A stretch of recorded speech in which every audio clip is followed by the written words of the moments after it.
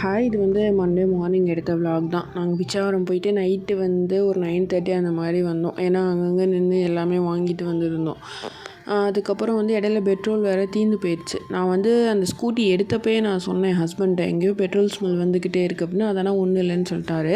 ஆக்சுவலாக அன்றைக்கி Sunday morning தான் நாங்கள் பார்த்தோமே. அது அந்த வண்டியில் வந்து பெட்ரோல் வந்து லீக் ஆகிக்கிட்டே இருக்கும் போல்.